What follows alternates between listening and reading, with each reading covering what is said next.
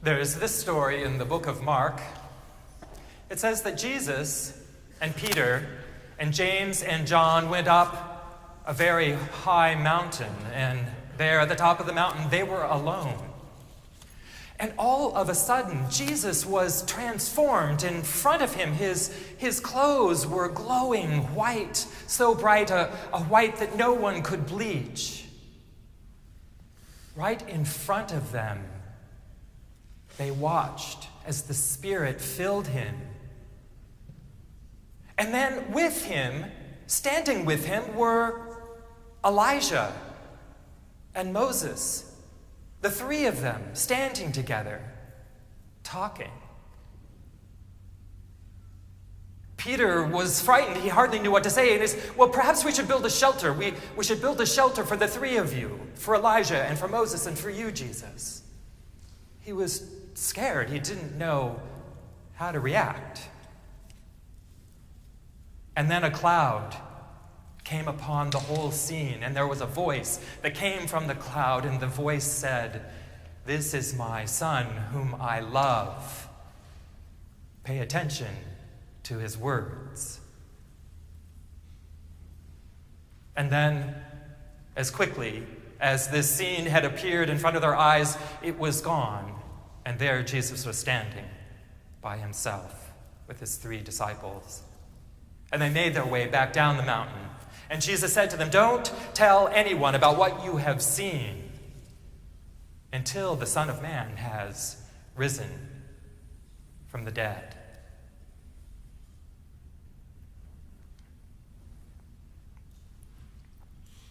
I know bits and pieces about my grandparents. My father's parents died when I was fairly young, but we would go to visit them in northern Indiana from Bloomington, a 3-hour drive to the other end of the state.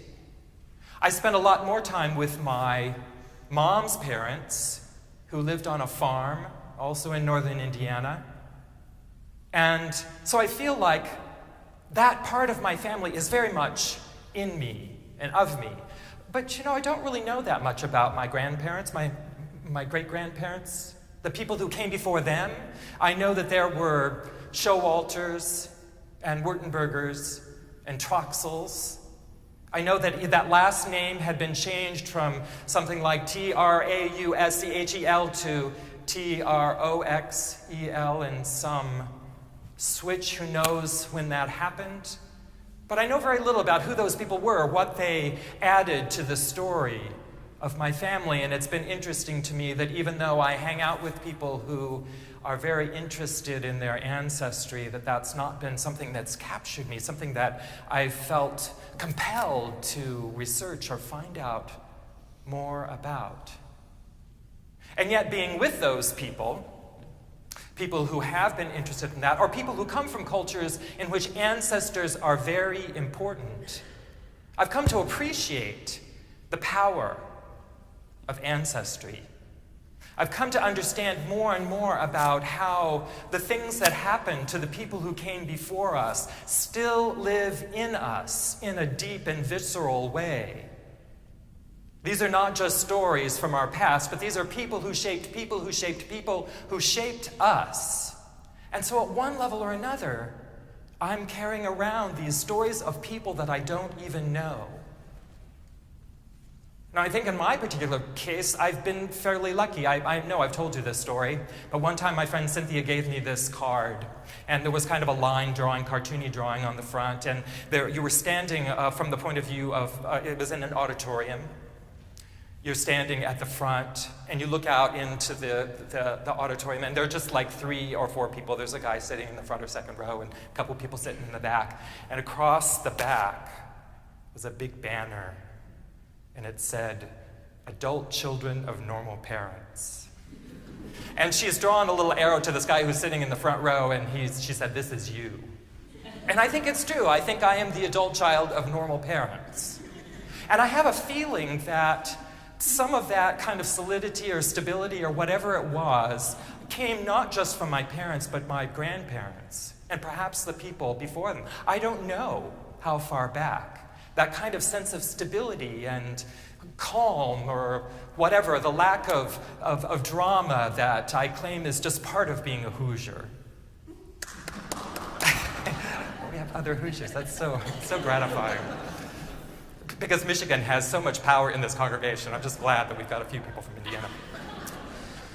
So what does that mean to have kind of received that? What does it mean to have received that from the people who came before me? And again, not just, kind of in an abstract, intellectual way, but in a deep body sense. I know there are other people around me who struggle with their ancestry, who are trying to shift the stories that have poured into their bodies. It's not always good news when we look back to the past. But I think it's important for us to acknowledge how important it is that there are people who came before us. And a lot of who we are and where we are has to do with those people before us. There's just one little piece of this transfiguration story that I want to pay attention to this morning, and that's the fact that Elijah and Moses showed up in this vision. So there was Jesus, and there was Moses, and there was Elijah, these two major prophets. And the primary purpose of this story was to put Jesus in their company. It was a way of saying to the people, look how important Jesus is. He's on speaking terms, direct speaking. They were chatting like they were friends with Elijah and Moses.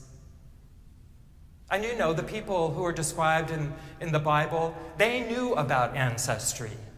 Not only did they know it, but they listed it. And it was important, in the story of Jesus and his birth, that it was important that they were able to trace his lineage back to King David and beyond, to establish his authority.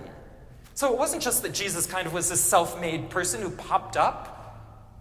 He was attached, he was connected, he was standing on the shoulders of a whole line of people. And then he was in the company of people who were so important in the tradition. So it's important not just, our ancestry, our direct ancestry, but it's also important who are the people around us who have had an influence on us, who have shown us the way, who we have taken on as mentors or whatever, that there are people who have helped us get to where we are. One of the reasons that I think it's important to be thinking about this, to be talking about this, because I do think that there is a myth in our culture that we are creating ourselves, that we can create ourselves. And there is probably some truth to that.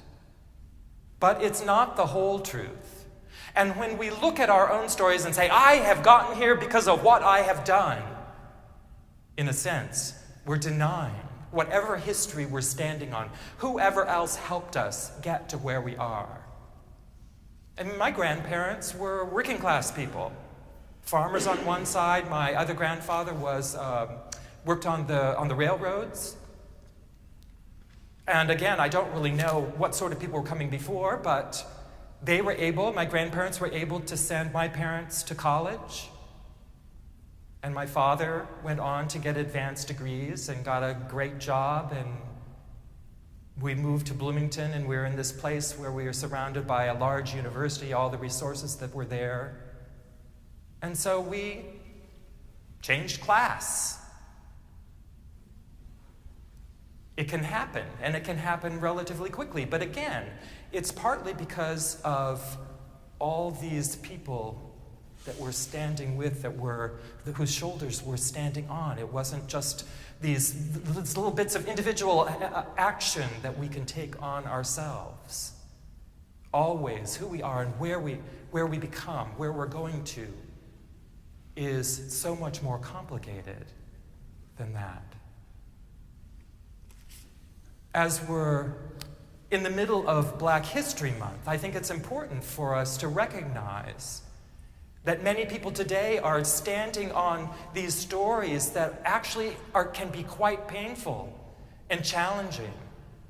And those stories have been passed on from generation to generation. It's important for us to realize that advantages that we may have received from our ancestors, other people may not have received. And not only that, they're having to kind of transform or change the pain and struggle that their ancestors have gone through in the past. That is still real and alive in our present day bodies. We can't escape that. Those were the people who created the people who created the people who created us.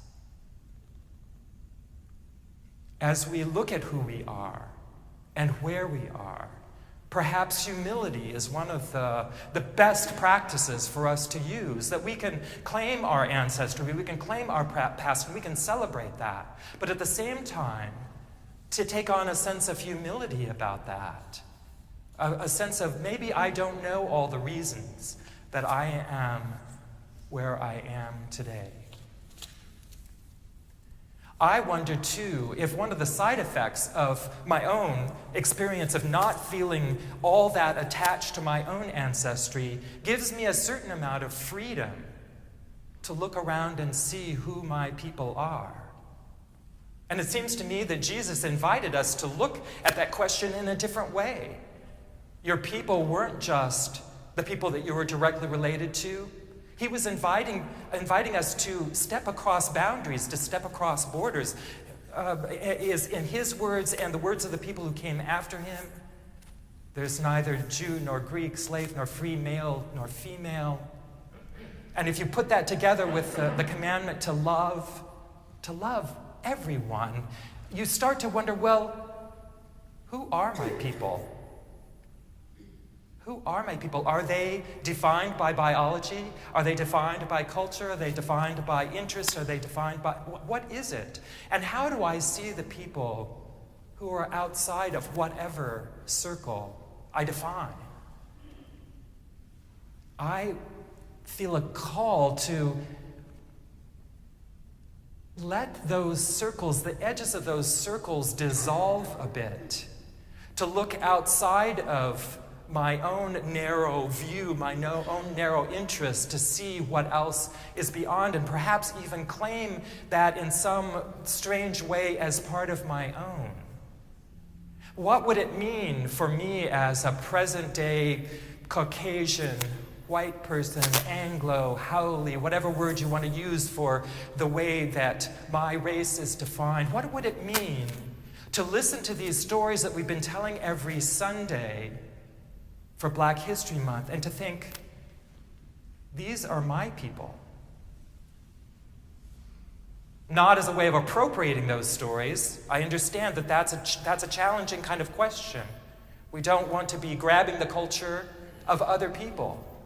But at one level or another, if these people are part of my community, part of my country, part of my world, are they not also my people?